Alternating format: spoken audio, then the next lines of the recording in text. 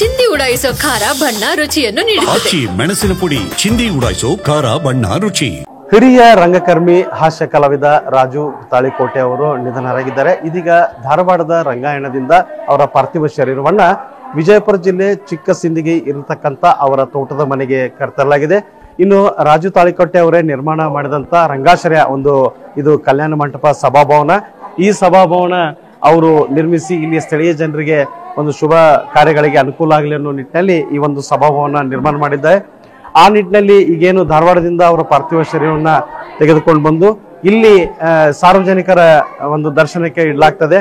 ಇಲ್ಲಿ ಏನು ಹವಾನಿಯಂತ್ರಿತ ಪೆಟ್ಟಿಗೆಯಲ್ಲಿ ಅವರ ಶವವನ್ನ ಇಟ್ಟು ಸಾರ್ವಜನಿಕರ ದರ್ಶನಕ್ಕೆ ಇಲ್ಲಿ ಸಕಲ ವ್ಯವಸ್ಥೆಗಳನ್ನ ಮಾಡಿಕೊಳ್ಳಲಾಗಿದೆ.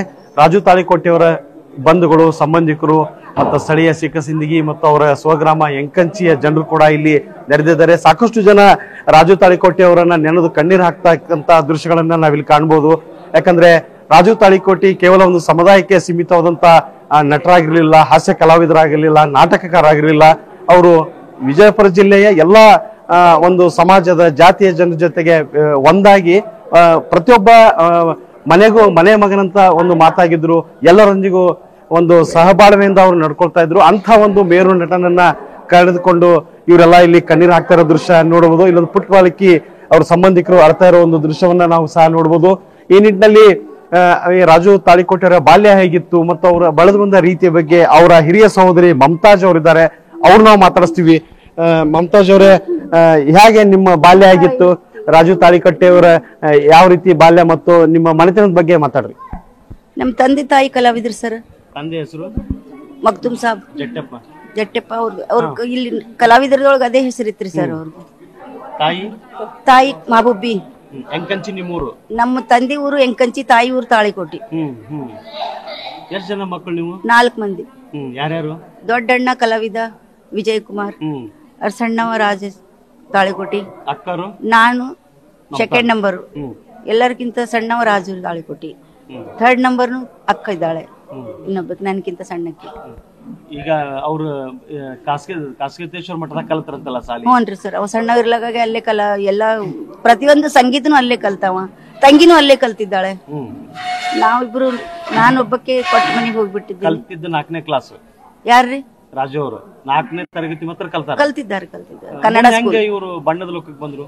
ನಮ್ಮ ಚಿಕ್ಕಪ್ಪ ಇದ್ರು, ನಮ್ಮ ತಂದೆ ಇದ್ರು, ನಮ್ಮ ತಾಯಿದವ್ರು ಇದ್ರು. ಅದೇ ಎಲ್ಲ ಫ್ರೆಂಡ್ ಅವರು ಬಂದ್ರು ಕಲಾವಿದಕ್ಕೆ. 11 ವರ್ಷದಾಗ ತಂದೆ ತಾಯಿ ತೀರ್ಕೋತಾರ? ಹ್ಞೂನ್ರಿ ಸರ್. ಏನಾಗಿತ್ತು? ನಮ್ಮ ತಾಯಿಯವರು ಕಲಾವಿದ್ರು ಇದ್ರು, ಅವ್ರಿಗೆ ಸ್ವಲ್ಪ ಕ್ಯಾನ್ಸರ್ ಇತ್ತು. ತಂದೆ ಅಂತೂ ಅವ್ರಿಗೆ ಹಿಂಗೆ ಅಪಘಾತ ಆಗಿದೆ. ಮತ್ತೆ ರಾಜು ಅವ್ರು ಬಹಳ ಕಷ್ಟಪಟ್ಟು ಏನೆಲ್ಲ ಕೆಲಸ ಮಾಡಿದ್ರು? ನಾವೆಲ್ಲ ಗಂಡನ ಮನೆಯಾಗಿದ್ದೆ, ತಂಗಿನೂ ತನ್ನ ಗಂಡನ ಮನೆಯಾಗಿದ್ದಳ್ರಿ. ಮತ್ತ ಅವ ಸಣ್ಣವನೇ ಇದ್ದ ಎಲ್ಲರಿಗಿಂತ. ಅಣ್ಣನು ಕಲಾವಿದ ಆಗಿ ಅವನು ದೊಡ್ಡ ಕಂಪನಿ ಸೇರ್ಕೊಂಡ್ಬಿಟ್ಟ. ಆಮೇಲೆ ನನ್ನ ತಮ್ಮ ಭಯಂಕರ ಕಷ್ಟಪಟ್ಟೆ ಇಷ್ಟೆಲ್ಲ ದೊಡ್ಡ ಸ್ಥಾನಕ್ಕೆ ಬಂದಿದ್ದವ. ಎಲ್ಲ ಮಾಡಿದ್ದಾನ್ರಿ ಸರ್ ಅವ. ಇಂಥದೆಲ್ಲ ಆಮೇಲೆ ಕಾಮಿಡಿ ಮಾಡಿ ಕಲಾವಿದ ಕುಡುಕ ಮಾಡಿ ಅವ ಇದು ದೊಡ್ಡ ಸ್ಥಾನ ಕಳ್ಸಿದ್ದವ. ಕಲಾವಿದ ಕುಡುಕ ನಾಟಕ ಬರೆದ್ರು. ಅವಾಗ ಹೆಂಗಿತ್ತು ಜನ ಸ್ಪಂದನೆ?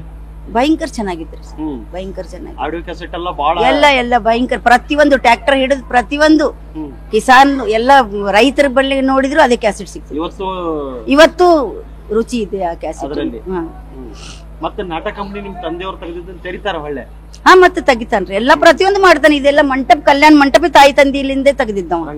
ರಂಗಾಶ್ರಯ ಅಂತ ಕಟ್ಟಿದ್ದವ. ಪ್ರತಿಯೊಂದು ಕಲಾವಿದರು ಏನೇ ಪ್ರೋಗ್ರಾಮ್ ಇದ್ರು ಇಲ್ಲೇ ಅಟೆಂಡ್ ಮಾಡ್ತಿದ್ದ. ಪ್ರತಿಯೊಂದು ಏನೇ ಬಡವ್ರ ಲಗ್ನ ಇರ್ಲಿ, ಏನೇ ಇರ್ಲಿ, ಕಾರ್ಯಕ್ರಮ ಇರ್ಲಿ, ತೊಟ್ಲ ಇರ್ಲಿ, ಪ್ರತಿಯೊಂದು ಇಲ್ಲಿ ಮಾಡ್ಲಿ ಅಂತ ಮಾಡಿದ್ದವ.